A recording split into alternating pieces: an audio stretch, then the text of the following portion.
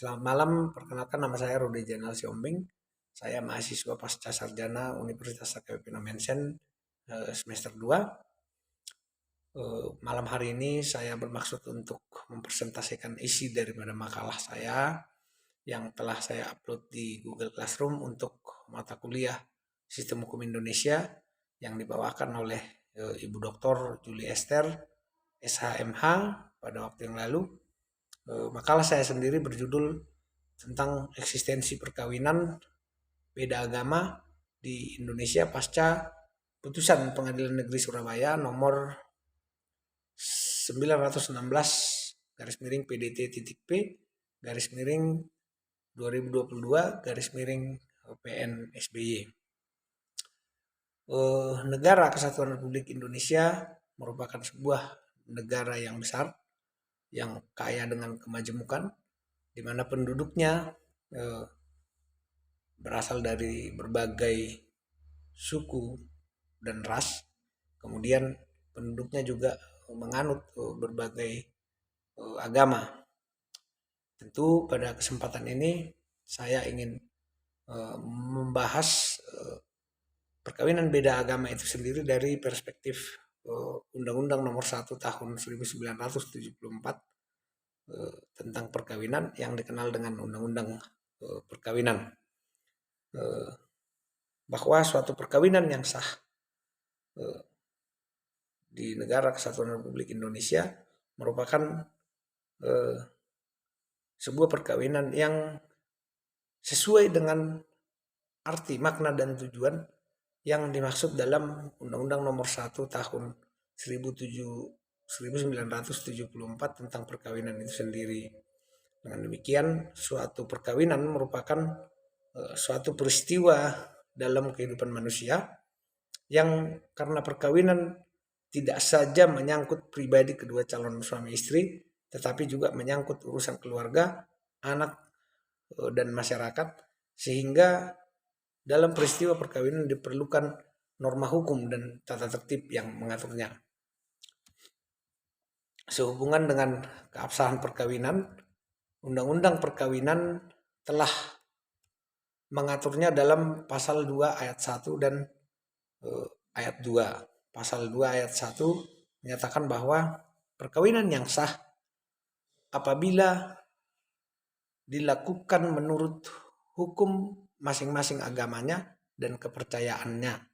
Dalam ayat 2 dikatakan menentukan bahwa tiap-tiap perkawinan dicatat menurut peraturan perundang-undangan yang berlaku. Artinya, perkawinan yang dianggap sah itu tadi yang sudah menurut hukum masing-masing agama dan kepercayaannya kemudian harus kembali dicatatkan sesuai dengan aturan perundang-undangan yang berlaku.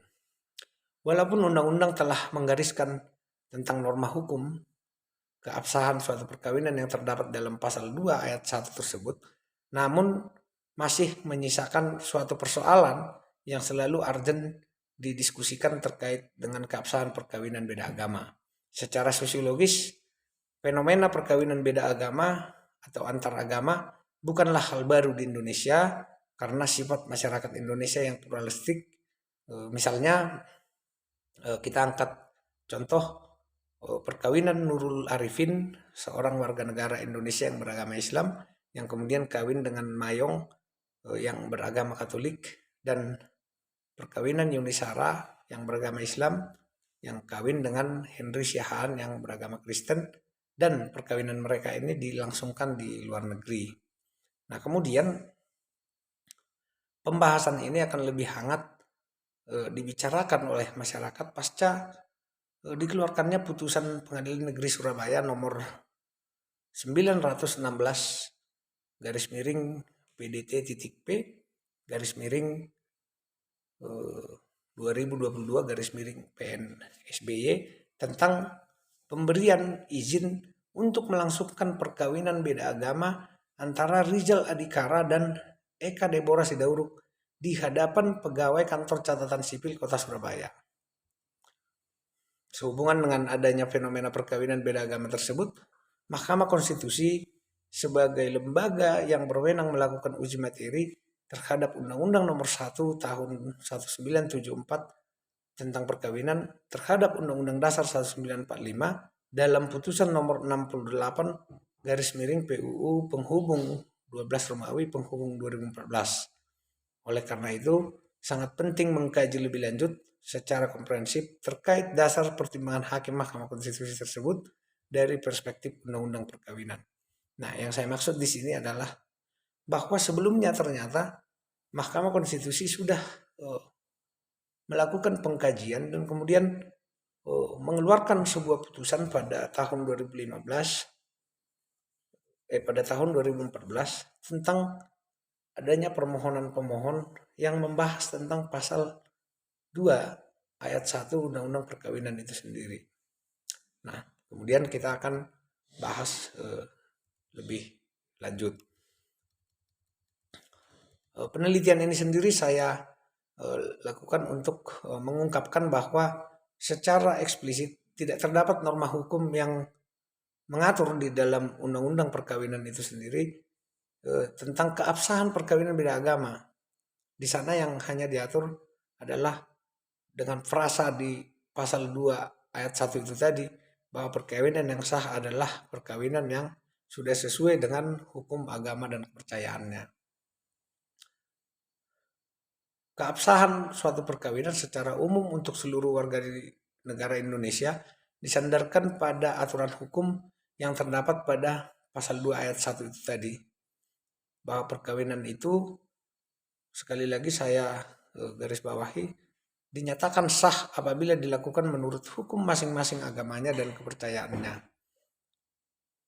Tentang makna prasa dan arti dari prasa itu, menurut hukum agama dan kepercayaannya itu sebagai mana yang terdapat dalam pasal 2 ayat 1 Undang-Undang Perkawinan itu, subjek hukum mempunyai penafsiran yang sama ternyata tentang hal ini. Nah, hal tersebut sebagaimana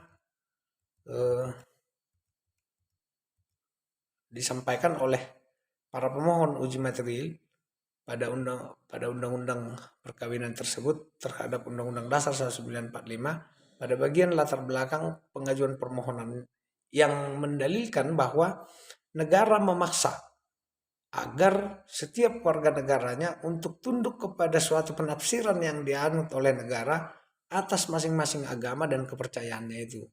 Mendalilkan juga bahwa pasal tersebut memaksa setiap warga negara untuk mematuhi hukum masing-masing agamanya dan kepercayaannya dalam bidang perkawinan dengan cara menggantungkan keabsahan perkawinan pada hukum agama dan kepercayaan, sehingga apabila tidak diikutinya hukum agama dan kepercayaan menjadikan perkawinan itu tidak sah. Bahwa pengaturan ini menurut pemohon menyebabkan ketidakpastian hukum bagi orang-orang yang hendak melakukan atau melangsungkan perkawinan beda agama di Indonesia. Dan demikian,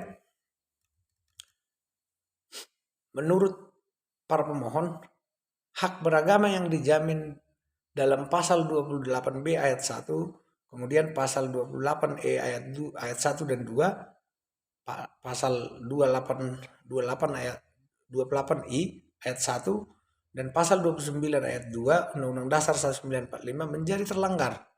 Karena di dalam hak beragama ada jaminan kepada setiap warga negara untuk menjalankan ajaran agamanya secara bebas. Hal mana mencakup pula kebebasan untuk tidak menjalankan ajaran agama dan kepercayaannya. Didalilkan juga bahwa hak untuk melangsungkan perkawinan beda agama dan membentuk keluarga yang dijamin dalam pasal 28B ayat 1 Undang-Undang Dasar 1945 menjadi terlanggar pula karena pasal 2 ayat 1 Undang-Undang Perkawinan, karena menerapkan pembatasan terhadap perkawinan harus berdasarkan agama sehingga menyebabkan munculnya keluarga yang tidak diakui secara hukum, yaitu tidak dapat dilakukan pencatatan perkawinannya baik di kantor urusan agama atau kantor catatan sipil. Bahwa seharusnya peran negara dalam perkawinan adalah hanya untuk mencatatkan perkawinan yang dilangsungkan oleh warga negara. Itu menurut pemohon. Tindakan yang melebihi Hal ini akan menyebabkan pelanggaran terhadap hak-hak untuk menjalankan agama yang diatur dalam Undang-Undang Dasar 1945, bahwa masyarakat Indonesia khususnya yang hendak melangsungkan perkawinan tanpa mengikuti hukum agama dan kepercayaannya telah beradaptasi secara negatif untuk dapat menghindari pasal 2 ayat 1 Undang-Undang Perkawinan dengan cara melakukan penyelundupan hukum, melakukan perkawinan ke luar negeri bagi pasangan yang berbeda agama berdasarkan pasal 56 ayat 1 Undang-Undang Perkawinan yang menyatakan perkawinan di Indonesia antara dua orang warga negara Indonesia atau seorang warga negara Indonesia dengan warga negara asing adalah sah bila mana dilakukan menurut hukum yang berlaku di negara di mana perkawinan itu dilangsungkan dan bagi warga negara Indonesia tidak melanggar ketentuan undang-undang ini. Ayat 2, dalam waktu 1 tahun setelah suami istri itu kembali ke wilayah Indonesia, surat bukti perkawinan mereka harus didaftarkan di kantor pencatatan perkawinan tempat tinggal mereka. Penyelundupan tersebut merupakan bentuk ketidakpatuhan hukum sebagai penanda nyata mengenai adanya kebutuhan masyarakat untuk melangsungkan perkawinan beda agama yang tidak terpenuhi atau tidak terakomodasi dengan baik oleh hukum yang ada, sehingga dibutuhkan suatu perubahan untuk dapat menjamin terpenuhinya kebutuhan masyarakat untuk melangsungkan perkawinan beda agama dan kepercayaan. Oleh karena itu, menurut para pemohon, pasal 2 ayat 1 Undang-Undang Nomor 1 Tahun 1974 tentang perkawinan harus dibaca sebagai perkawinan adalah sah apabila dilakukan menurut hukum masing-masing agamanya dan kepercayaannya itu, sepanjang penafsiran mengenai hukum agamanya dan kepercayaannya itu diserahkan kepada masing-masing calon mempelai. Sehubungan dengan tuntutan para pemohon agar pasal 2 ayat 1 Undang-Undang Nomor 1 Tahun 1974 tentang perkawinan harus dibaca sebagai perkawinan adalah sah apabila dilakukan menurut hukum masing-masing agamanya dan kepercayaannya itu, sepanjang penafsiran mengenai hukum agamanya dan kepercayaannya itu diserahkan kepada masing-masing calon mempelai. Menurut saya, sangat membuka ruang penafsiran yang beragam atau multitafsir atau multi interpretasi karena siapapun mempunyai kewenangan untuk melakukan penafsiran sesuai dengan kepentingannya, termasuk penafsiran hukum agama dalam pelaksanaan perkawinan beda agama. Jika rumusan pasal 2 ayat 1 dari para pemohon dikabulkan oleh mahkamah, maka sangat mungkin lembaga perkawinan itu akan jauh menyimpang dari esensi perkawinan itu sendiri. Bahkan sangat mungkin akan timbul bentuk-bentuk variasi lainnya, misalnya perkawinan homoseksual. Oleh karena itu, peran negara menjadi sangat penting sebagai lembaga yang memiliki otorisasi legal yang memastikan bahwa penafsiran itu tidak di luar dari esensi yang seharusnya guna mendapatkan kepastian hukum yang harus dipedomani dan untuk menghindari benturan norma dan kepentingan dalam pelaksanaan hak konstitusional. Dalam pasal 29 ayat 2 Undang-Undang Dasar 1945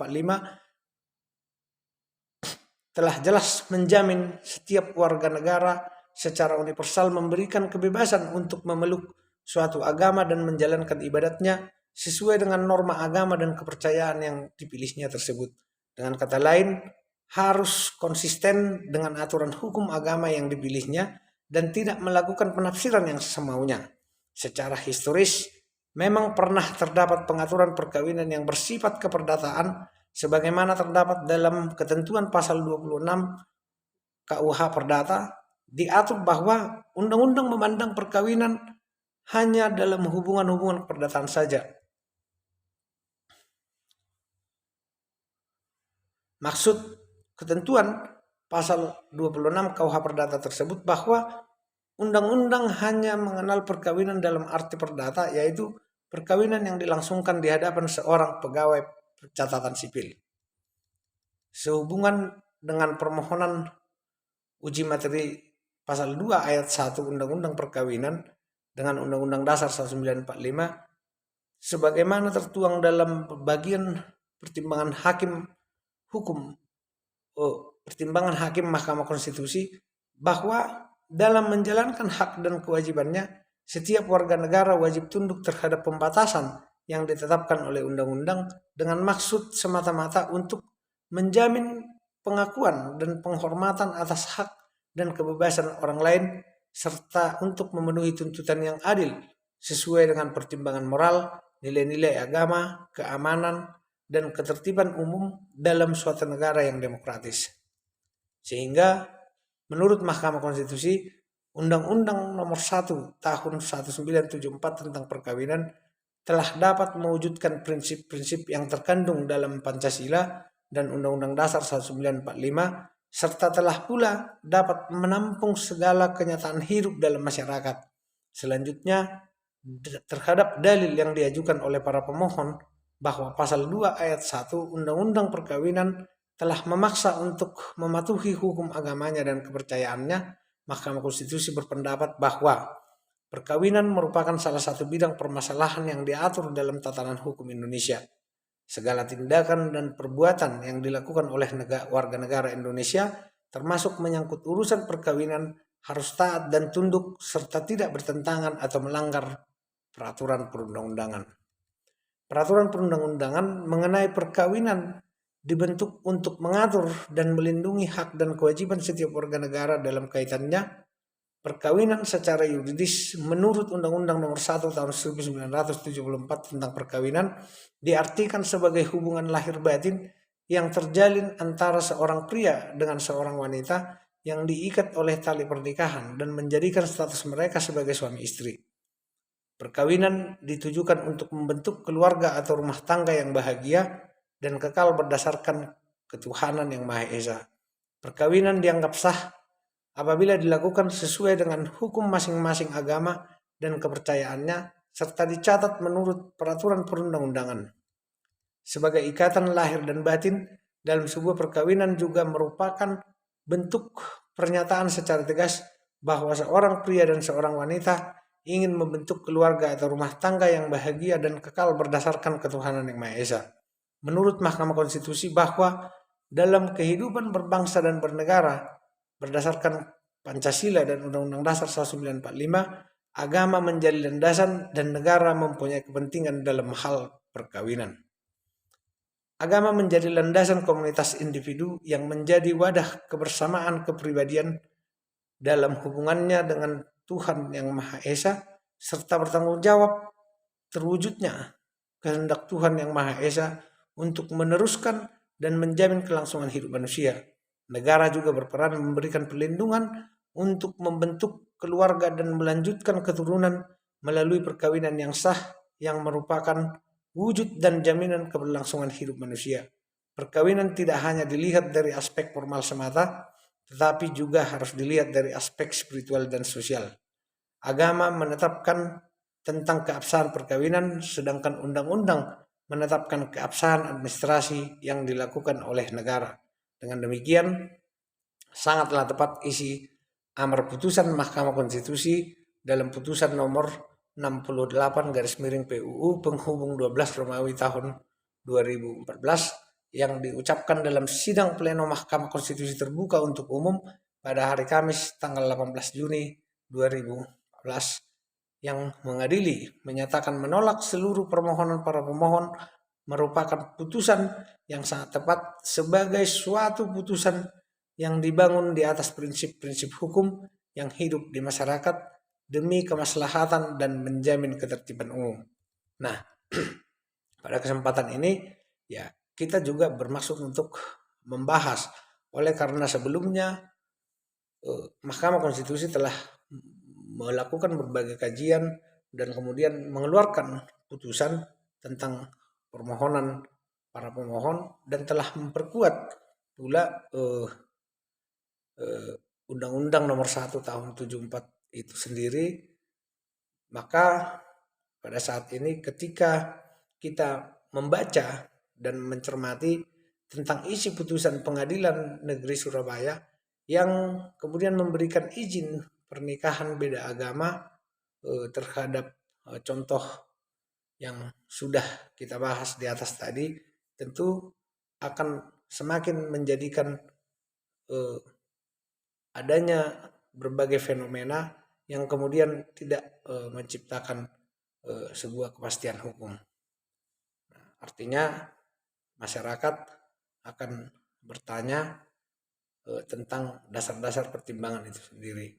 Nah, maka pada kesempatan ini saya ingin menegaskan pendapat saya bahwa pendapat Mahkamah Konstitusi dalam bagian pertimbangan hakim dan putusan nomor 68 PUU penghubung 12 Romawi 2014 dengan perspektif Undang-Undang Nomor 1 Tahun 1974 tentang perkawinan adalah sangat tepat dalam menjaga prinsip-prinsip hukum yang hidup di masyarakat demi kemaslahatan dan menjamin ketertiban umum, sehingga tuntutan atau permohonan para pemohon yang menghendaki pasal 2 ayat 1 Undang-Undang Nomor 1 Tahun 1974 harus dibaca sebagai perkawinan adalah sah apabila dilakukan menurut hukum masing-masing agamanya dan kepercayaannya itu sepanjang penafsiran mengenai hukum agamanya dan kepercayaannya itu diserahkan kepada masing-masing calon mempelai ditolak oleh Mahkamah Konstitusi.